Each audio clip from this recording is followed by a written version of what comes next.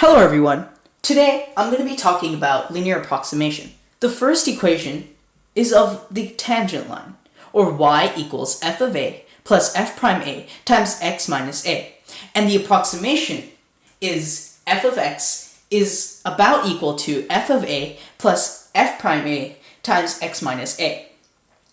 But what do these equations even mean, and have we ever seen them before? Well, yes, we've seen these before. These are actually the slope-intercept form, or point-slope form. So we see in the graph below that we have this equation of y equals f of x. And on that green line lies the point a comma f of a. And what we want to do is, if we take the derivative at that point, we see that that line would be the tangent line. And if we find the tangent line to that, that would be this red line, or y equals L of x. But here's the actual thing. What you want to do is, suppose you have a point B, right? And according to linear approximation, what you're going to do is travel up on this derivative line until you get to that point B in the x coordinate. And whatever you get, that is going to be your y value. So that is going to be your approximation. Now, I'm going to tell you about how to solve these types of problems.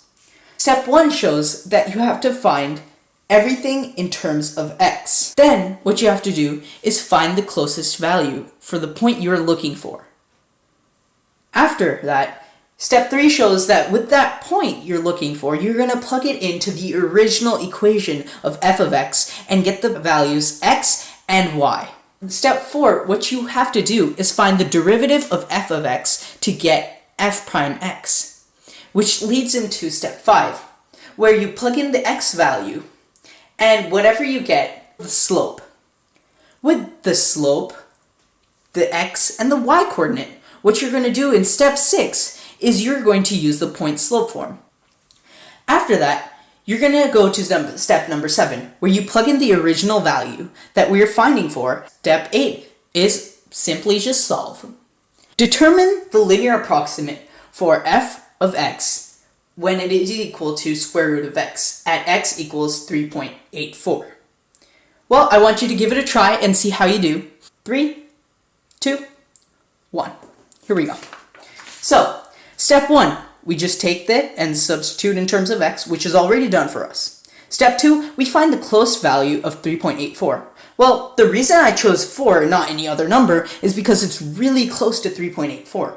And I could have chosen, let's say, root 1, which is 1, but the reason I chose 4 because I was looking for a whole number in the answer. So when I plugged it in, I wanted a whole number, but I want it close to 3.84. And the only number that satisfies that is 4. So step 3, take the root of 4, we get 2. So we get our values of 4, 2.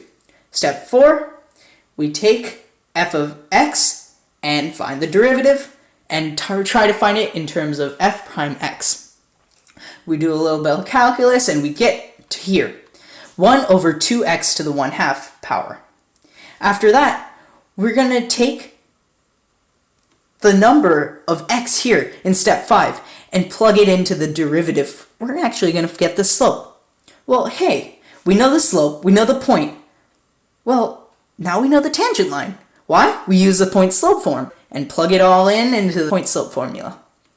Next, step 7, go back and take the original number that we're trying to solve for. So this is the general formula of the derivative at that point of when x is equal to 4. But we wanted to find the linear approximate when x is equal to 3.84. Well, after we do that, on step 8, it's just all simplifying. So we're going to simplify it, and we're going to get 1.98. I just decided to sketch the graph out. When I see that 4 is equal to 2, I know that 3.84 is just going to be slightly under 2. To prove that, I zoomed in on that point and showed it right here. 3.84 is actually 1.95, right? But the linear approximation that we calculated was 1.96. And that is an overestimation than what we calculated here, because when we zoomed in, the derivative is actually slightly bigger than the actual value of the actual graph. That's why linear approximation, although it may be very close, you may have to justify if it's a little bit over or under. This is the second practice right here. So, suppose we're interested in approximating this value. How are we supposed to do it? I want you to give it a try and see how you do. 3, 2, 1. So, what we could do, I didn't include the steps, but you can see thoroughly that I have the steps shown here. So, normal, what I've expected, the normal value. I've gotten an x and y value based on the closest value relating to the x when we substituted it. After that, we find the derivative of the normal equation, do some simplifying, and plug in the normal or x value of the derivative, which we get the slope. After we get the slope and the two value points, we use slope-intercept form. Simplify and plug in the original value and substitute and solve. So, this is the third practice problem. Suppose f of x is equal to negative e to the power of negative x. Find the tangent line at x is equal to 0 and find the linear approximation at when x is equal to 0.323. I want you to give this problem a try. 3, 2, 1. So, f of x is equal to negative e to the negative x, right? But we already know that we need to find x when it is 0. So we plug in 0, we get negative 1. After that, we just take the derivative and we get e to the negative x. We know that we need to plug it back in x, so we find, because we're trying to find the tangent line. So when we plug that in, we get the slope at 1. So we have the slope and we have the points. So then we use point slope form. Since we have a 0, we just simplify, and that's our tangent line right there. Y equals x minus 3. So now we already know our x, and we already know the derivative graph. So for the linear approximation, we just need to substitute this value for x. We get this value, and this is the actual value that I've caught. So now I'm going to talk about some common mistakes.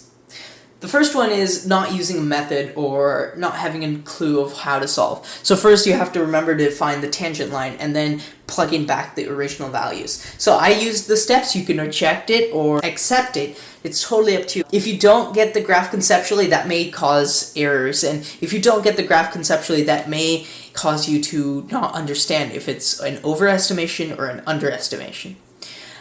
People may mess up on calculations, and that may cause wrong information, so just remember to double check your work. And the last one is taking the wrong point. So remember to take the right point, or the point that makes sense to the value you're trying to find for. Don't take a random point that's way off, because that will just throw you off. Some tips, I would double check and even triple check my work if I have time. Remember to do some practice problems like number 3. The harder you practice, the easier it's going to be. And remember to get a general idea of what you're going to do and how you're going to attack the problem. Read the problem carefully. That's important because based on what they're asking you, they might ask you something else, and suppose you put the wrong answer in. So know what they're asking you and give them the answer they want, not something else. And get a great idea of what the graph should look like beforehand. Thank you for listening. I hope you have a nice day, and I hope I helped you in learning more about linear approximation.